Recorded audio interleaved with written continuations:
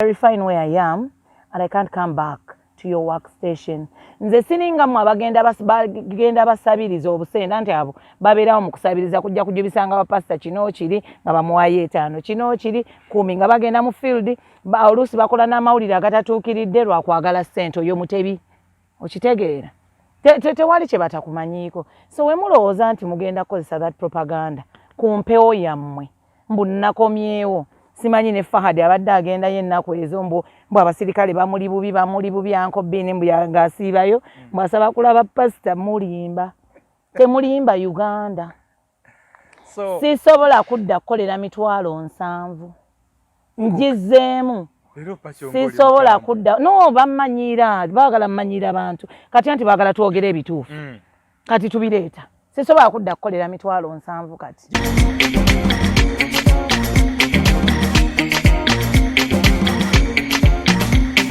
abatuwa naye oba oliawo babavudde mu kintu ate ne badda mu kiki kyova olaba munansonyiwa bannanga balokole nga mundaba naye oba abalokole abamu ba pretenders nga they just want to so nga bakozi ba ssente naye nga I think senga tuddayo mu gundi zaffe zasookawo nti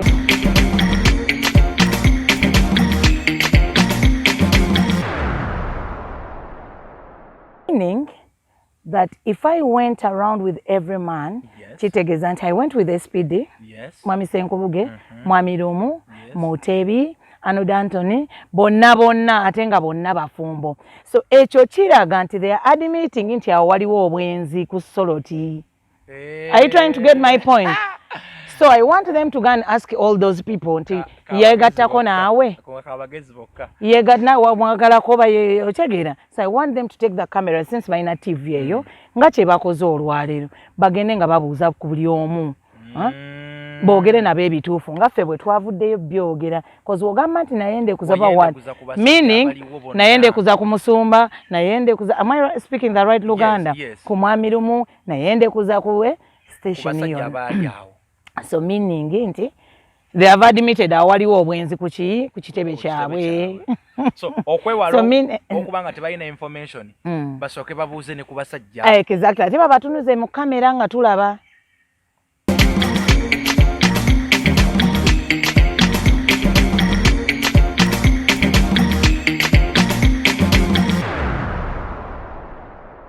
Zaako nenkwebaza emirimu gy'osobola okubanga weekolera.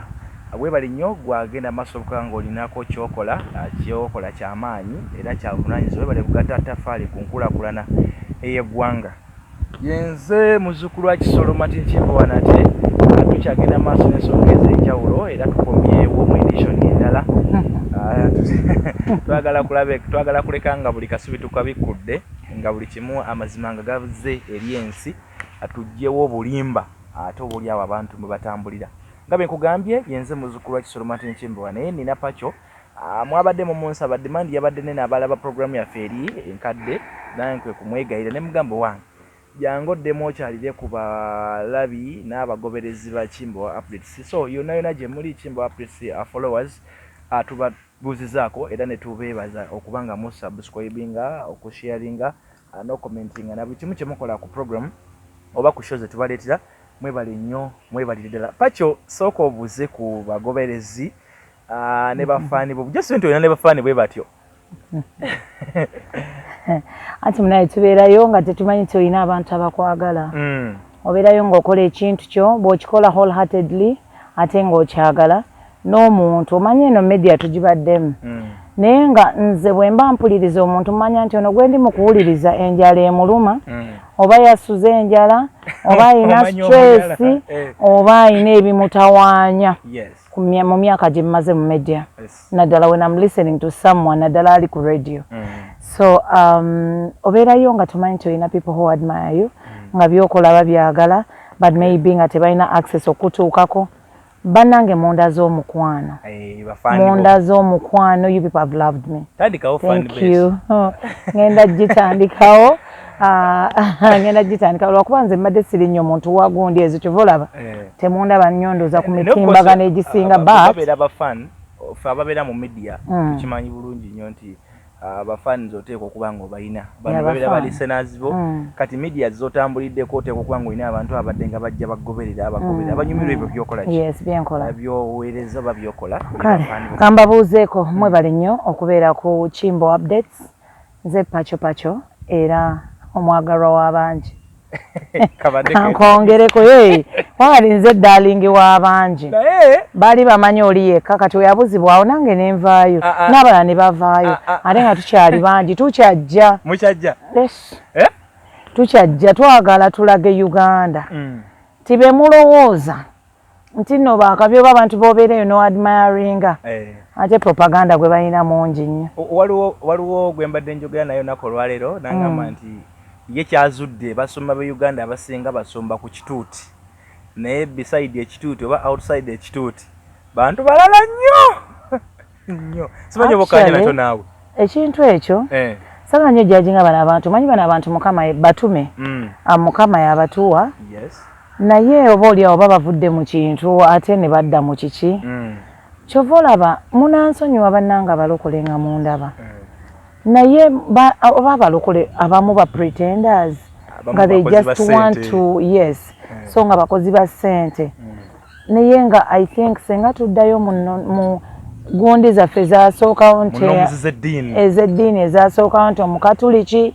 omusiraamu things like that ndoza twalibadde tukola ki naye bana abantu bajja ne batulaga they are so holy naye nga where they've passed okutuukaawo ate olaba story yaabwe is so worse ate some of them still continue to pretend kigasa ki okujja nti mukama yeebaze ngodde eri kabbiya n'okanywera mu nkukutu oba kawayini n'okanywa be like us ogenda vayo openly ogambe nti werubalusaniya baluleese weba gundi kasoda bakaleese wekaba cupa ya gundi bagireese when you open you're free okitegeera bali bagamba ba father abamu nti abamu bazalira mu nkukutu abamu bakola batya mpulira video eyo Roma bagala kuyisa kiteeso nti ba father bakyali mu kuteesaganya bazaale bawase oba why simanyi nnyo kubanga siri mwogezi wa gundi y'abakatuliki naye katulinde kyonna ekinaaba kikoze eki kinaaba kizze. All right, thank you so much Pacho.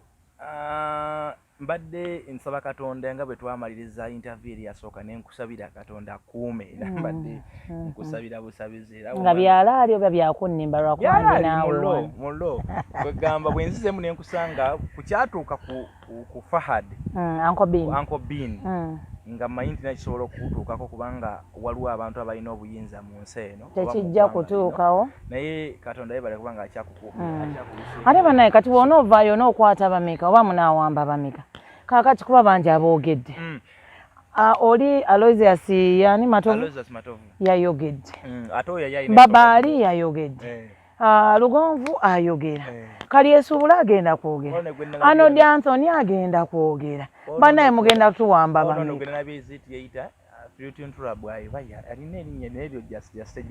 baana bangi buli omu ali willing okwogera munaatwala bameka awo wenyini kantandikira awo wenyini lwaki wavaayo okujja mu media ku nsonga zino ezigenda maaso eza pr.Bugingo, Susan Makula, Uncle Bean lwaki wavaayo wali tosobola kusigalayo ewuwo ne weesirikira andi natuuka ekiseera nasirikakokko nentuuka ekiseera nga nina muli ekintu eki kiŋŋamba genda naawe oyogereko by'omanyi lwaki omwana bw'aba abuziddwawo oba nga abuze genda tuteekeyo voice maybe that voice will be hard tukole ki omwana ono akome nze sirina ene interest nti oba nnina nti oba njagala omuntu ampite ampe ssente nti oba kineva nze erinnya lyange ndikoze all these years in the media nga ndikoze professionally ate bulungi si bano abavaayo ne babuukira abantu ng'embwa then they start backing awo ne babalaba nti weebale nnyo fe abamu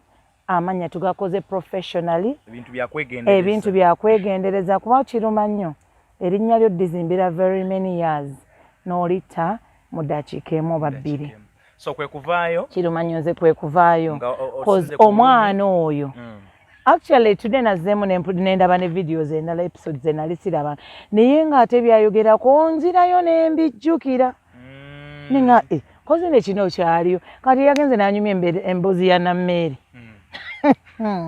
Ninga kozi ni waliyo n'omwana yali omusoga bambi yali akajjaawo mukazi ne bamulongosa n'omwana n'amufaako nga talina descende zikola kifa abakozi ffe ba juniors ne tumusololezaako nga byonna I don't even know what happens nga yendo tukawo ng'omuvubuka akaaba mukazi wazadde omwana bamulongoseza oba afudde oba bikikwegamba saabitegeera bulungi ngenda mu show ate ebyo yembeera eriwo nakwata kukwasa bakyali kitwalo bankumi ttaano nenteeka awo nengenda mu show mandi awo omwana yayogedde ku bintu bye waliyo kasako kaliyoko kawazalendo kammwe bwe najja nakasanga oba exodus oba ako kali oba kakikati tukayita katyo kaaba mawulire solo disako kasolo disako kati nako nabadde ndi awo nga ndaba episodes ze emu nayogera ku bintu nga nenzijjukira neŋŋamba ne omwana biini akatweke kalimu katereka ebintu akayive ng'omuntu omusiru nti omuntu omusiru aba ajjukira nnyo waliwo ye yamulifayinze bw'atyo anyway naye omuntu yenna ali entitled to opinion ye ku ndowooza ye nga bw'agyagala esi ndowooza yaffe basically gwe kyakugjeeyo kulumirirwa ekisooka oli mukozi banaye kano nnywa ka soda anti soda bungi bufaana bwe bute kano ka pepsi naye ne gundi bw'omuyiwa mu glass afaanana erimu bw'omuyiwa omwo olimba simunywangako onoomungulirako ddi lwaki onywa akalagira ddala kalaba ne bamanya nti soda kuba sebo waliyo ne gundi ezifaanana bwe zityo simanyi champagne simanyi biki ebyo mohanzi biki nedda nze byentunda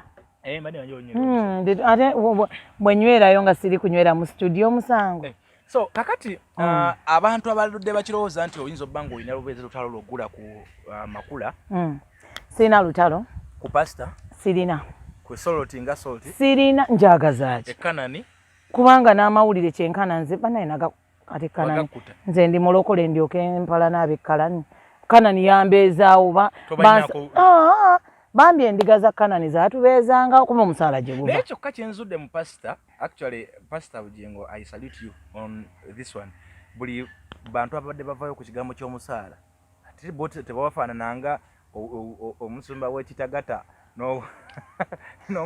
n'omusumba w'ekkongo wali abo bo bali mu kiti kyabwe naye bonna abavuddeyo ku pasita Bugingo yadde n'ensonga weeri naye ku ky'omusaala erabikayo yali ndala not only musaala all the rest of the things byali birala he was a good man byali birungi yes kankubuuza ekibuuzo kino when something is good it's good when it's bad it's bad kankubuuza ekibuuzo kino simanyi oba gwe ali entitled okiddamu oba oyinza okuwa opinion yo ku kyo mu kaseera kano bwe tuba nabadde sinaba kuddamu lindamu katono wambuuza why did I come out lwaki waze najja nga njagala omwana ono bintu bibiri kale bagamba nti abakulu tetusobya naye nze when I do something wrong newange waka ku mwana wange cause omwana wange wenina kati ng'omuto ali 4 years era mugamba I'm sorry omwana omwetondera yes who am I wadde bagamba nti abazadde tebasobya oba abakulu tebasobya but when something is wrong nawe mulage kuba wootamulage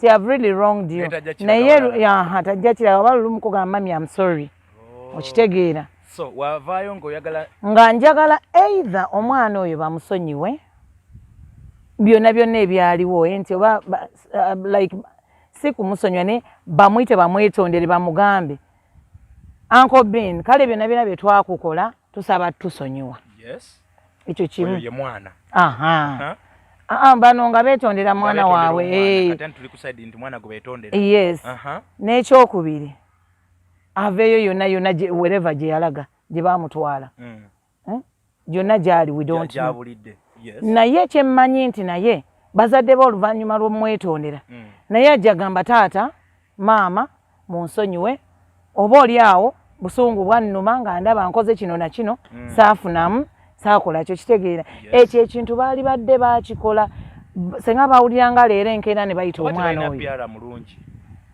beetaga pyara asobola osiiga akazigo n'asobola okubalaga how media is moving I don't really know naye nga nze I thought those two things would happen Until them calling this boy, they sit on a table and then they're like, if we wronged you, we are truly sorry. Okay. Sorry are like 5 letters, is it? Naye chikola nnyo kiringa omuntu ne bw'oba omusanze mu nsobi ki n'oba ng'oyagala n'okutandika kuyomba bw'otyo bakwogera anything agamba Pacho nkoze kino ekintu naye I'm sorry nze bannange oba mmenye nze zennaye nti n'amaanyi gonna gakola ki nja kusigala nga kikola kinaye male ngambe naye yaŋŋambye sorry who am I not to forgive. So ensonga bbiri ez'omuzinzi actually 3 wavaayo okisooka ng'olumiriddwa omwana omulenzi ebigenda maaso kuba friendship ye n'eyo family nali ngimanyi. Then ekyokubiri ng'oyagala bino ebintu bikomaawo nti abakulu bagamu omwana tusonyiwe tutuuleko. Then n'omwana ye mwennyini agambe munsonyiwe bambadde mba ngenze mu media na biki please forgive me we can move on z'ensonga zo n'olaga nti olina nankani. Kati ekibuuzo kyenkubuuza kiki bwe tudde eno mu gavumenti bw'oba olaba aba strongest gundi political leaders ababeera ku opposition side mu mawanga gonna bubeera buvunaanyizibwa bwa gavumenti okubakuuma. Bw'ogenda mu mawanga gonna e Kenya tosobola kubaako tolina kyoyinza kukola Odinga naye ng'ate azoganya n'ebibadde enaku ezibadde tolina kyoyinza mukola tosobola kumutta naye nga bino tuyagaza bikikale musobola bukola ne wano e Kampala oba Uganda Kyagulanyi ne Besigye musobola bakola byonna naye okubatta kiyinza okubeera ekizibu era bwe singa wabaawo okufa kwonna balina gwe bakyattributingako nti yakoze eki. Essaawa zino okubuzibwawo kwa Uncle Bean tugamba ani avunaanyizibwa? Ombuze ekibuuzo which I don't think I'm the right person to answer that. Anyway, I don't know nange tetumanyi because simanyi. That's why we came out to the public to cry out. Okay. Tulabe ng'omwana ono ayambibwa. Because I don't know, neither do you. Could you be knowing?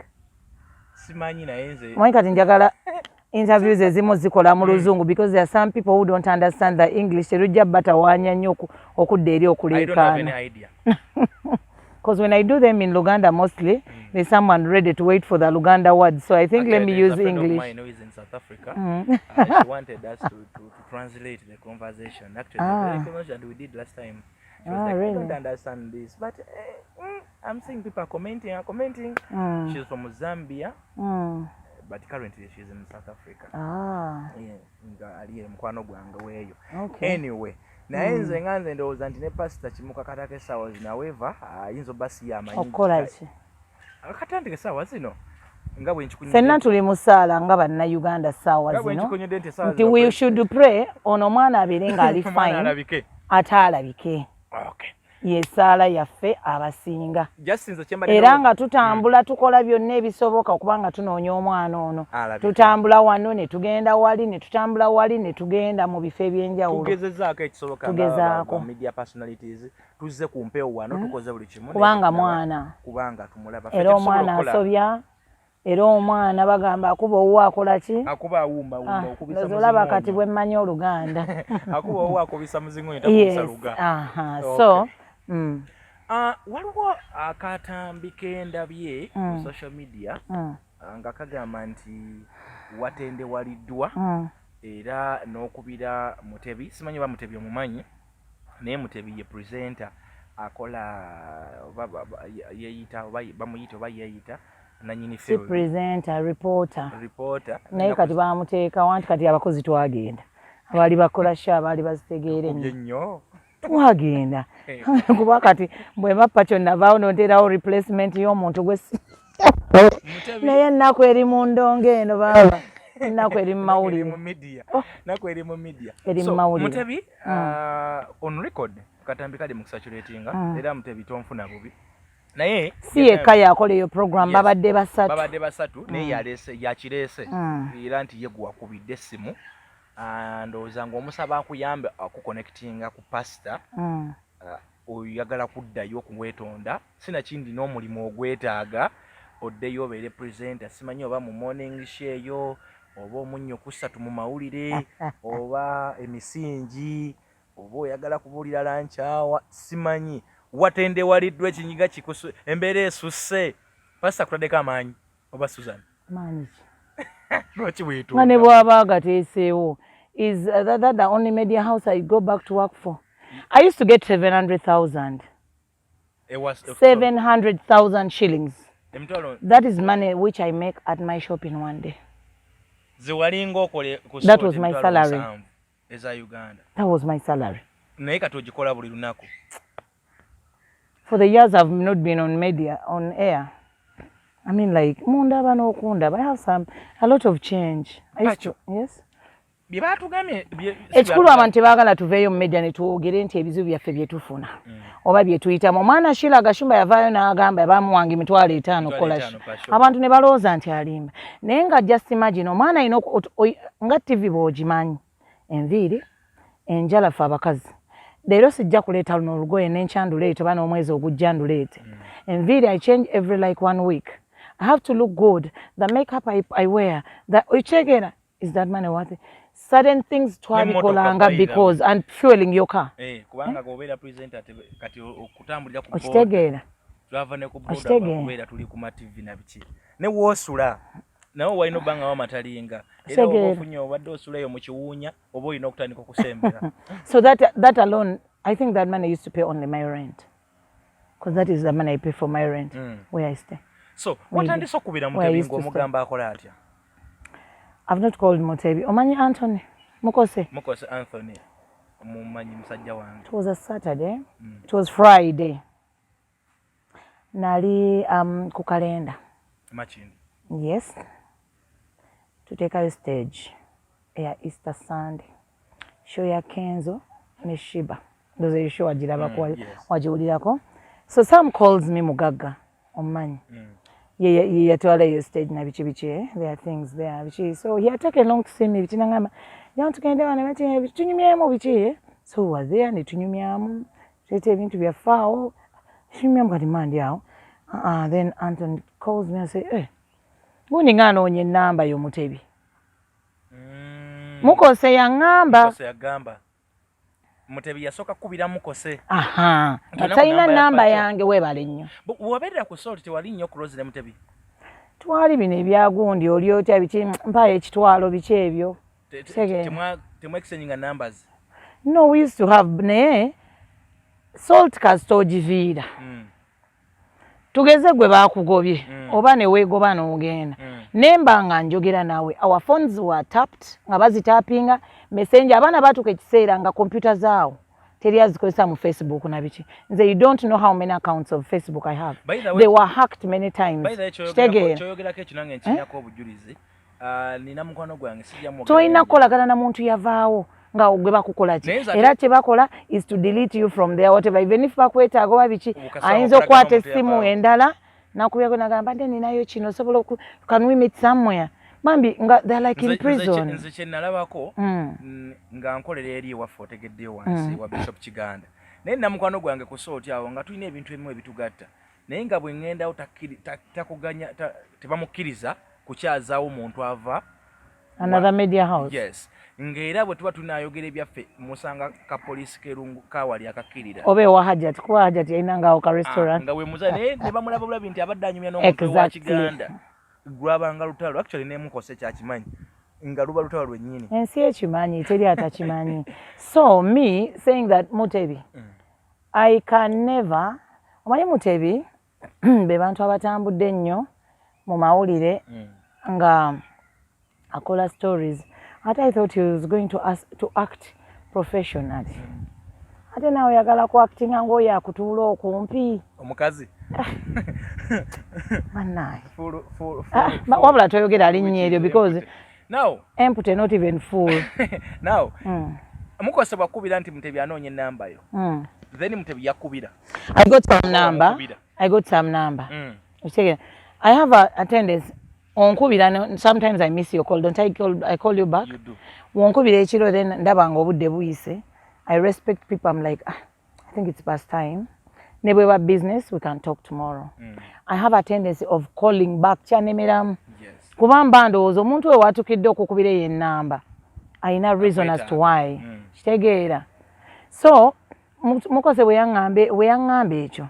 I think nali nina gundi yani eya SPD ne mukubirako ne mugamba it's urgent and talk to you bikinga njagala mubuuza could you be having an idea why Mutebi is calling me Mukose was seeking consent okugaba enamba yo I don't know why yali amazo jimuwa oba yali angamba nti gundi ansabye enamba yo kati I didn't samubuuza so I called back and he picks then I'm like hey how are you mbaba ne bangambye you want to talk to me yambuuza kimupacho kyemukola kirungi SPD no Mutebi nangamba kyemukola kirungi omusajja gwe mukuba weegase ku oyo omusiru bbiini akubye pasita n'ebizonto mwezi mulamba naye kyemukola kirungi ne mugamba what do you mean by kyetukola kirungi have you had an abuse era nabimbuuza kusimu ne mbuuza waawuliddeko omuntu avuma okuggyako bano ba bloga olaba omuntu wakuggyako story buli omu akola mutwe gwe kuba ayagala jjubisa story yeekole ki era ebyo bintu bye nanyumya naani ne Mutebi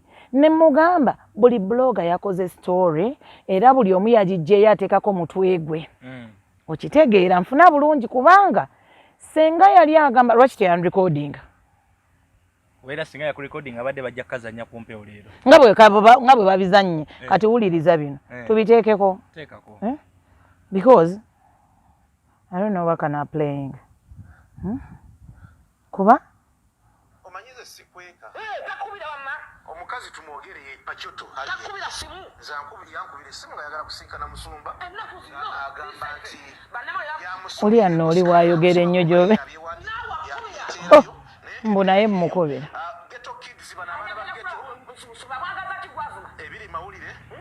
kati ekyongo okivuddeko ndoozi okiwulidde aha kati then waliyo akomenti nze ano waggulu nagamba I told people that bakuguze ovume I told people that bakuguze ovume kuboogera amazima ku Makula ne bawakana wali akoze that comment ne bagiteekako ku TikTok eyo okitegeera so era we nakafunye nensooka nkaweereza Anthony ne mugamba laba sigwe wawona enamba yange atawuza nti nze namukubira nti kale we namukubira did we talk of anything me I want to go back nekirala bw'obanga oyagala kulaba pastor ewe simanyi babirye yakolangani apart from wagambe reporter he's a reporter and kati he's a reporter just a reporter so are you pastors by hierarchy from the general manager to ali wansi eno nyate bwebanga tuli ku organization structure you know oli wansi nnyo Mutebi I can't call you to tell you that connect me to pastor no okubira wani bw'oba oyagala pastor if I want to talk to pastor I call Babidi. Who is Babidi?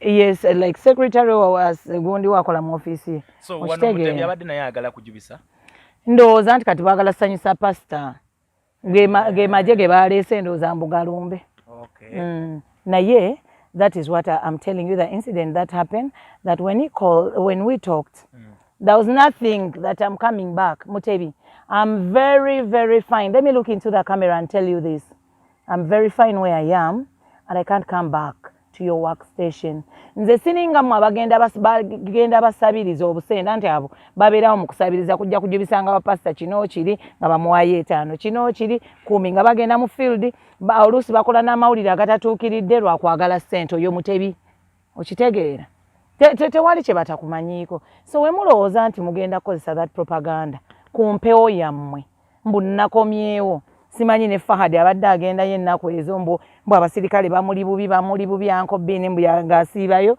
mbasaba kulaba pasita mulimba temulimba Uganda sisobola kudda kukolera 7,000 ngizeemu sisobola kudda no bamanyira baagala mmanyira bantu kati anti baagala twogere ebituufu kati tubireeta sisobola kudda kukolera 7,000 kati giyinza okuba nga girinyeemu gisobola kulinnyamu nga bagenda kugoba kati nga bwe nali neegobye nga balinda nzireyo nga baagala nzireyo bakugambe tugenda kuwa kakadde okole emyezi 2 bakugobe bo bagende beewaane kakati sebo mukolere ezo sente zammwe ku myaka ejange sikyagala kukozesebwa era nsaasira some people bembadde ndowooza nti muntu gwe mbadde mpa ekitiibwa mukulu Senkubuge I'm surprised. Wabirabye. Video wajirabye. Najirabye. Era by the way mbadi njala kubuuza. As you are a general manager? Tetuikola ene program kubona ye. Yeah, tetukola program. Be bantu betukuzenga we admire in the industry. Ukitegeera the experience in the industry. Media chechi tuseewo. On a show like that is a prime time show. Current affairs.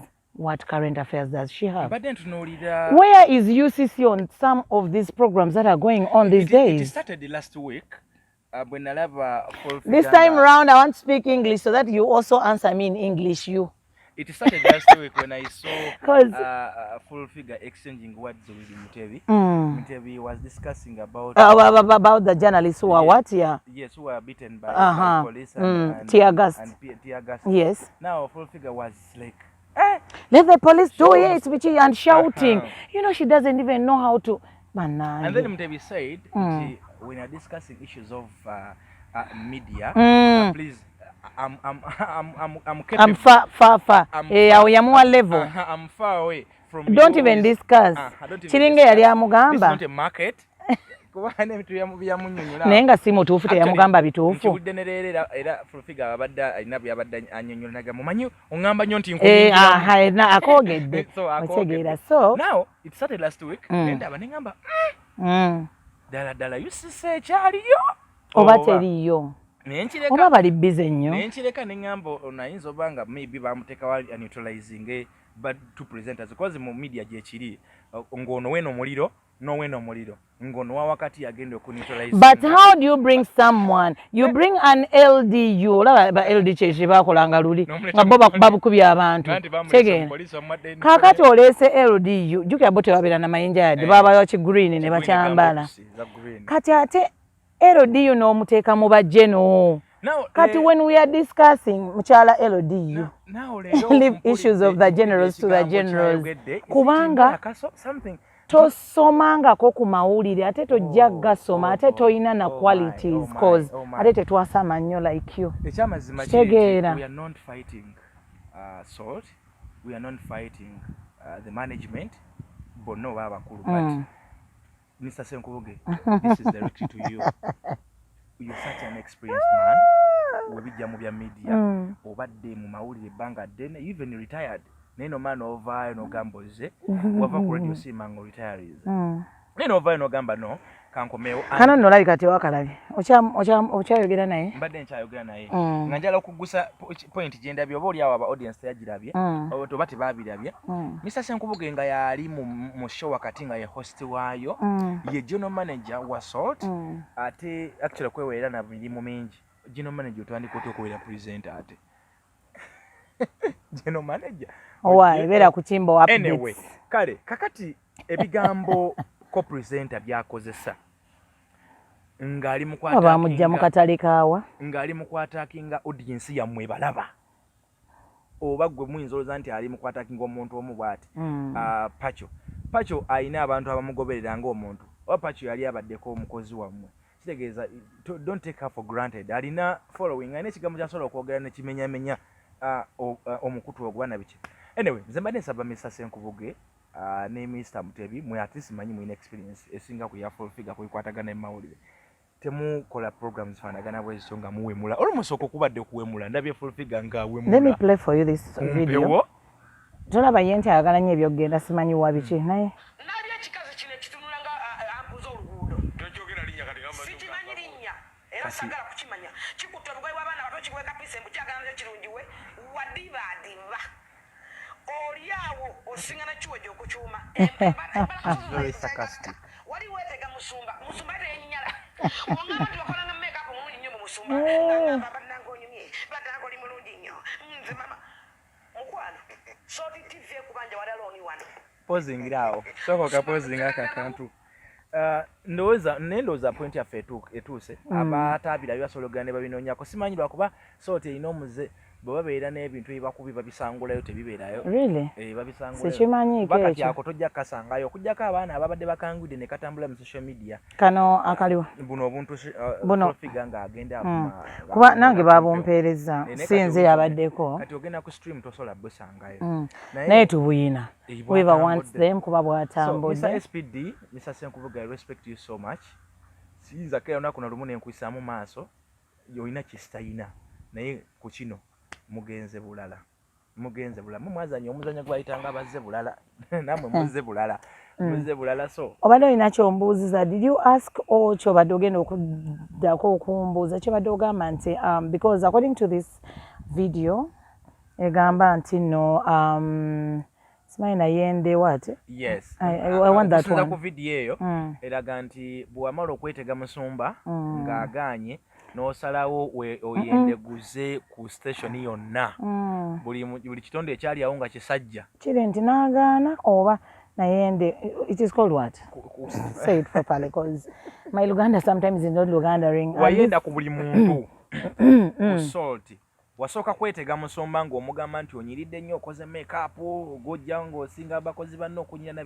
biki ndowooza musumba oba n'agaana then nokyukira ba presenters banno n'otandika kwagala omu ku omu bameka bwaga nti wayendeguza ku solo anti meaning nti kati what should I use also should I use nayenda mbanchi mukyogera nti why you admit wayenda anti nina point nyenjagala okuggusa because I want to ask a question kale chimbuliza in Luganda nti meaning that if I went around with every man kitegeeza nti I went with SPD mwami Senkubuge mwami Lumu Mutebi Anoda Anthony bonna ate nga bonna bafumbo so ekyo kiraga nti they are admitting nti awo waliwo obwenzi ku soloti are you trying to get my point so I want them to go and ask all those people nti yegattako naawe yegatta wamwagalako otegeera so I want them to take the camera since balina TV eyo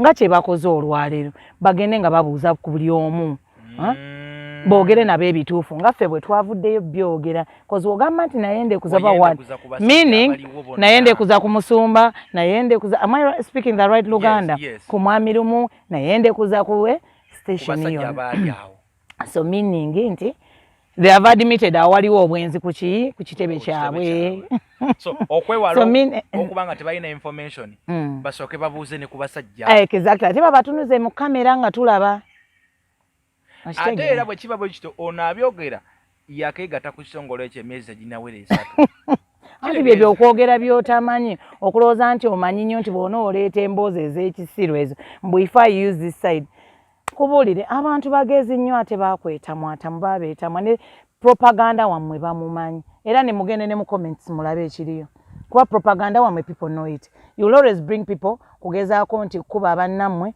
niye nga already bakimanyi nti era mujja funa money power mbu muteekewo okukola ki okubiitinga abantu awo tuveewo nga twagala ovaawo awo ye musumba wamwendako oba wamulagako nti omwetaaga kugambye nti nowe kigamba nti wayende zasimanyi ku salt ya meaning tinayenda ne musumba nenyenda ne ku gundi bonna babateekemu kamera bazibatunuzeemu bw'obanga bagenda yes bw'obanga bagenda kuvaayo boogera ebituufu nga some of us nga they are not paid to say it me I'm not paid even the soda I'm taking you are not the guys who have bought it or what otegeera and whatever energy I'm putting in there is no payment naye twagala just bwenkanya tuli ku Kimbowa updates nze Martin Kimbowa tuli ne Pachoto Aliet Asimwe tutunulira ebintu bingi subscribinga sharinga likinga teka kwa comment Pacho wanje kituufu salt ya kubanja weewolayo sente waleko basudde weewolanga sente mu busako bwa salt kaakati kankusese ndindako male oba nsooka enziremu ekyo oba ntandikire wetegeko yegala ku Rwanda nedda ate ndi mukubi nno anti no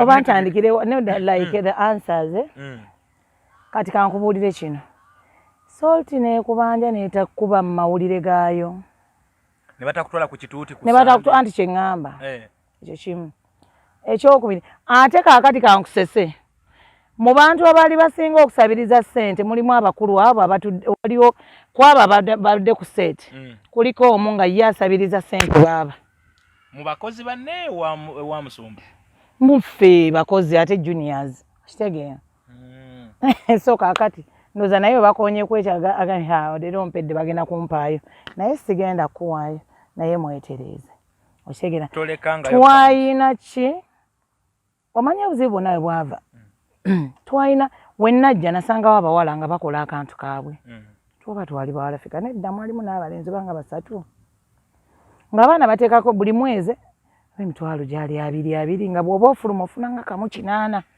oba kamu mmeka okitegeera kasako twekolamu awo akantu tamale nzijukira Olivia yalinga mugundi eyo nga yawanika like ya keeping the money so munnange bwakipinga sente omukyala bamuwa sente mukyala ki bwenkugala mukyala naawe ate oli amanya gesagala kuddamu taani ye bwe yatuuka ne bamuwa sente sebo yeeza okuwa bannene zigaana obuzibu abwe bwe batandikira abaana katofuna obuzibu ye bamuwadde tugeze namba 1 namba 2 namba 3 namba 4 mubawadde ebyasako mbitegeera ye sawa z'okuleeta ne bikola ki ne bigala naye ng'ate yafuna ez'abanne weebale nnyo awo obuzibu bwe bukola ki kaakati Olivia jja mukunyakunya mugamba owaayi leeta sente bikikumba oloba ebyabwe byatandika dda ono agenda nga eno tetumanyi biki obuzibu si bwe bwava ne kasako ne bakagoba abalala sente ne zifiira yeeyo onfuna bulungi are you trying to get my thing so Olivia bwe batwe bamugoba because of the things era ne kasako ne bakajjawo ne bakola biki ne banoonya ensonga ntono nnyo mukazi wattu ne bamugoba Olivia tamala ekimugobya ku soloti kubanja sente ezaali eza sako n'ebirala bagattagattamu awo nga Makula yataleese zize nga naye yali memba mu kasako ako kasako nga weekali awo era ne bakagoberawo ne bakastopinga n'ebyasako ne babigoba ku soloti ne bivaawo tezaali sente nti zaali za kampuni nedda baana ffe nga ffe twekolamu ki kubanga ekisooka yetawola takkiriza kuwa sente tamanyanga baluwa nti ogenda ofune salary loan ng'agamba ojja kubeera simanyi muddu wa biki woyo akuwoze something like that ayina engeri gyakitamingangamu so nagamba always learn to save biki kati abaana bwe yatugamba learn to save abaana ne bagamba katwekole mbanaye mulaba mutyawe tukolawo akantu kaffe era nga omwezi ogenda oli musanyufu ti ku nsanvu zyo gy'obadde okutteko 2 n'osigaza 5 n'ogateekayo nti ku mwezi nga guweddeko if it is your turn zidabolinga oba zitripolinga oli kunfuna ebyo ne bimunyiiza n'akajjawo so mukyala Musumba mukyala Suzani ebyo bibaawo ng'atandise okuvugira ddala omukyala w'Omusumba kati awo nga byatandika nedda nga tebina bikyali mugundi omwo naye nga bo eri bakola ki kati awo ne bakajjawo kaakati ebya ssente awo bwe bityo byakola ki ne bigendera mu luutu eyo kubanga ndowooza mbadde ziyazi bamanyibwa embeera they know my contacts omuntu gwoba we baba ali bammanja lwaki navaayo nga mmanja myezi 2 lwaki oba baali bammanja tebaatema ku ssente zange nga tebannazinteerayo kuba nabawa condition we nayogera ne Musumba lwe yankubira namugamba siina any company item I have I'm only having your ID please if I see my money on my account ID ngenda gikola ki gikomyawo era mbutuufu njogera kino nga sitya gwe ntya Mukama Katonda n'akava mu kisiibo meseji yange olwagwayo bwe tuli ndowooza enkeera we naleeta ne ID bakola lwennyini nga maze okulaba ka meseji ku simu yange so baakusasula emyezi gy'ebiri naye nga bagimpa yes kati kino ekigambibwa nti wali kuba ekyanzijjayo na postinga ne ngamba bananga mutayado okukolera nate manja ate biki ngenda mu businesses endala bino media ndoza kanjesonyiwe na biki nangamba gijjayo mangu eyo post okitegeera so ne ngamba sigenda gijjayo in my heart yani sijijjayo biki ndoza ebalabanga ntese ne bagamba katunoonye sente z'ono omwana tumusasula atuvi ne bazinteerako nenzizaayo ID njagala boogere obasaagizaayo so kitegeeza singa wali oba bakubanja they would have kusala kuli ne bazitwala kati bali kuyiyawo biboozibozi kulaba nti bagezaako tutanishinga amanyaga talina ene information gyammanyiiko ali kugezaako okwasa sijja gamba nti kwasama kuba naye nja kulabika nga ye ali mu kugezaako okusiga ekifaananyi kyali kituufu ekyembi babikolera ku mpewo nedda ate Uganda abantu balabufu abantu baalabuka dda ate kati full figure talina njawulo ne mukama we. Mukama we musumba ki gw'atavumye oba bantu ki baatavumye? Be frank, yogera. Saagala tubamenyeemenye. Naye muntu ki gw'atafumye? Si musumba ye kama n'abalala oba beki okitegeera. So is there any difference between her and him? Kubanga naye ono naye avumye ensi yonna omukyala oyo ogundi oyo gwe balese mawulire so kakati nze tebinneewuunyisa. So you are refuting ebigambo bya full figure ebirabisa olwaleero mu program n'ensi kaseera twabadde tunyumyamuko naye wali eri n'oŋŋamba professionally bannange senga wali manager would you accept her to do what? Singa ofuna omukisa okuba akola DM gy'okulira mu Uganda wano abantu nga full figure osobola obba employinga abantu nga Charles James Nkubuga osobola obba employinga era buli omu employing ngompane reasons lwaki osobola obba employing oba lwaki? Yes, I can employ mukulu Charles James Nkubuga if I got that chance olw'obumanyirivu the experience he has in the media. Though of late naye yali yafuuka nnyo yes be bantu abamu ku bantu abali badde bawa omusumba oyo advice naye lwakuba bamutya nti lwakuba mukama waabwe kuba bino ebintu byonna singa tebyajja mu mawulire singa baamutuuza ne bamugamba naye kino kigenda kutta gundi yaffe eya kampuni yaffe tuyite omwana oba twogere naye oba tukole kino oba okitegeera that is one thing. I would employ him for the what? Then for full figure maybe more media maybe I can give her to clean, to be a cleaner. But still even cleaning needs some knowledge when you can present yourself because if you are even a cleaner together then I get a guest who is coming maybe agenda kumpeo hello good morning you can't even say hi you're welcome maybe have a seat here let me try to inquire from the gundi you're going on air check. So I don't think I would really employ her totally. Maybe no work cleaner siso abumwa what should be home over but even at home like my house tasobola yokubanga me I employ from senior 4 and 6 and above because my children only speak English. So what is she going to do with my kids at home? But then the show ba discussing kumuwala yafiridde ku police just yesterday just ya abadalina makalenda gamira ga family planning nafa gatta bulijjo gatta gali awo mapya China gali awo so ya gakukola kakuloti mu mubiri so noza ya freeze omundi gumunga alinya madala ku police nagwe ebambi nafa so Muntebi yalese story yo kati nga balina gidiscuss ne lwaki olinnye ku bantu nengo muwala lwaki mirempeke oba bafe ngamba really people baba kuzika muntu wa kati okiraba oli kumpeo nti those are people abayingira mu media nga babalonzo oba wachovola bane Mutebike nyini ya mugamba oba discussing these issues to data bya mukatale nali nsoma amawulire baatugambanga when you're on air owning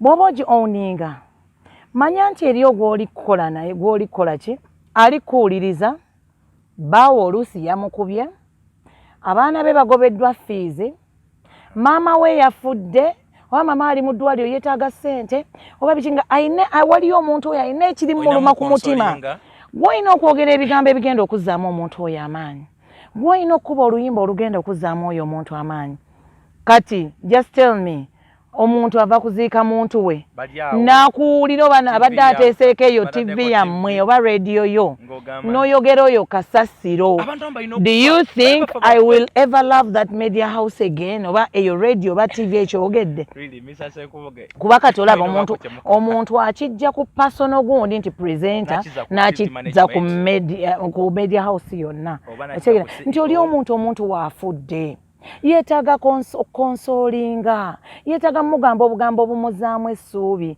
ate ggoze oba afaafe ekigambo abantu balina okufa omwana omuto kyekibale kimumindisa family planning bafa baffe Shewedde boyina ebirala byembuuza. Tugenda kudda mu kitundu ekirala, tugenda kwogera ku nsonga za Bobi Wine kuba nazo nazirabye nti zibadde nnyo mu story yo gwe ne Salt ne Bobi Wine. Basa Lumunya kubuuzaako TV eno yajjajjaawo oba yakyagulanyi. Teyaŋŋamba nti yajjajjaawo yambuuza oba yakyagulanyi. Wali osusse principal kumuwa airplay?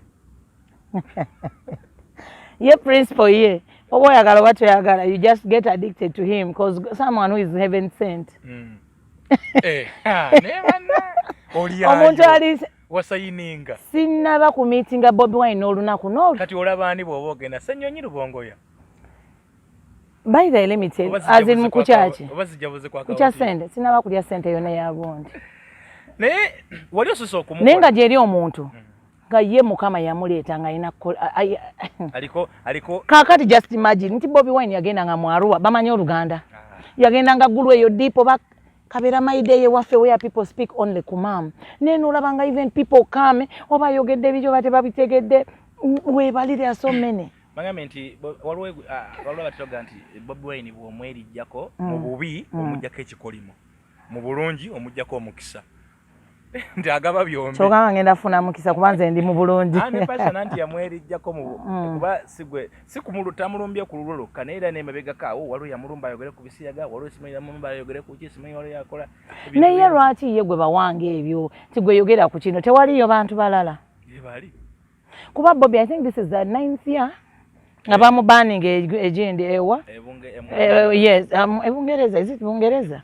Nga tagenda yo for what? Tagenda era bintu ebyo. It is not the first time nti ebintu byebisiyaga bibaddewo. Byaliwo for some time era n'akigaana from day one. That's why you see he was banned. I think it is now 9 years. If I'm not mistaken, atambuzaako nga 9 oba ali kugwa 10 oba 9, I don't know. Oba next year gwa 9 ne sijjukira bulungi, but that is a period. Ngoli ku Salt bakususpendingako kubanga Bobi Wine omwogerako nnyo. Banzija offset, sorry. Banzija ku set. Olunaku lwa elections lwennyini nga ali kubwa MP ekyaddondo. Saawa zaali bwe ziti nga zigenda kuwera 11. Tuli mu kusoma. Ngeri batuwa live. Yes. Choka jukira kisho twabadde tugikola live okuva ku macha. Nga muli mu kuwa updates. Enangabo balonze bwe bati. Ekasanga ati ngolo tebanana atandika kubala bwe batulaga ovuyo bubadde oko ate police ekoze boti ate abantu bakoze bwe bite ebintu ng'ebyo. So batulaga pictures ndabo ne boogera bali mu field naffe ne tuwongereza. Abali mu mpeo yes. Kati bwe nvayo n'enjogera n'enkola byenkoze. Sivuddeyo gamba. Banange mwe Bobi Wine akalulu because that is ate ndikola nange kintu kiri very what, but if I'm giving you yes tenga yes sina kulaga side ngo wa mawulire omutuufu okitegeera naye bwe nvaayo n'entandika okunnyonnyola nga oyo Kimbo wanno mulaba nze simulabidde wano Kimbo wanno amaze ebbanga ng'akola ekintu kino naye twali tetumanyi nti lumu alifuuka omuntu ow'amaanyi. Oyo nno ye Bobi Wine gwenjogera nga ne wetuddayokko era music we yagambanga bwati ne bwati ne bwati kumbe Mukama olwamugjayo kumuteeka wa twali okyegera. Yes. Eyo nno bya MP nekino kankibuulira abawuliriza ezo program nange nali nzikozeeko naye osobola okuwanvuya ku profile yes something okyegera mwakola live okuva ku macha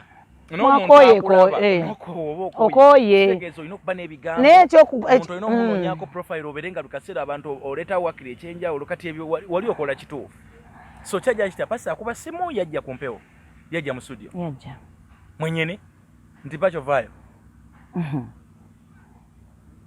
yankola bwati nenva ku seti nenzija ku mulyango nambuuza eno TV ya Bobi Wine yajjanga aliko n'obumansuka I know obusungu buli obwe babuyita bwe yes yajja munyiivu nnyo n'aŋŋambirawo nze I support so and so era nze oba tuyogera ku Museveni oba Muhoozi yaŋŋamba Museveni oba Muhoozi one of the two people like Museveni oba Muhoozi Museveni tanakulaga 2017 right yaŋŋamba Muhoozi yaŋŋamba Museveni nze ndi wana remsma ebiki bikyererewe so if you can't do this waddayo ku mpewo namaloba nina ebbanga lye actually saddanduza ku mpewo eya TV nensigala ku ki radio so then wakuyita nti vaayo tewaddayo gera kutula mu katebeko sho teyalina producer because babigamba producer na mmere yali producer afe n'agenda emboozi ya nammere nayo nno ono eyafirwa mwana nammere si yafirwa mwana muwala wa minisita Kasolo gwenjogerako so kati ye advisor presidential advisor mu Buganda something yes Nammere muwala wa minisita Harun Kasolo no minisita bamulanga Kisempi minisita wa security yes muwala we yali producing akesho bamuleetanga munene bamuleeta ne bamuwa omusaala omusava emboozi ya lunaku lulala tujja kutandikirawo otubuulire ku Justin Nammere akola atya nono yagala n'afera abe Masaka TV yagiba fero bajeri kimbo yafera abe Masaka TV n'afera ne minisita ono Robina Nabbanja nga omumanyi bwayanguwa n'agenda okulonkinga ekintu ekitaliyo ffe twali tugenda kukola nga bampise Sumaya kyogamba taliyo kuba Sumaya ye omuntu omu ku baali Masaka gy'oli TV ekola Nammere mugezigezi neze nkyagala I love abakyala abali abajagujagu na remote TV berembu ngesinga kola bintu binale mu eri eyo biki mu Masaka ayi twali mu Kalunga twakamalo kavaamu ne bamuwano bwa advisor mu is it Buganda region or what kati bandi buwadde gwe nga tata minister kale era munange tujatandikira mu musundu ekiddako tutandikire ku Mboozi Nammere yava atya ku TV lwaki Nammere gwoyita n'abannyonnyola nza n'omukubira akasimu njatandikira ne Nammere nga mulese naye ndeeta Aloysius Matovu Junior Aloysius Matovu Junior ono ye yagenda mu kooti ne pastor nga awakanya ekyokwo Bayibuli era y'omu kubagamba nti yasomesa busumba Bayibuli ku Dembe FM olimba oyo ate bwino nga mbadde simumanyi Musumba Bugingo ng'atandika Aloysius bulijjo mulokole nga nali mumanyi ng'omukatuliki Aloysius mukatuliki naye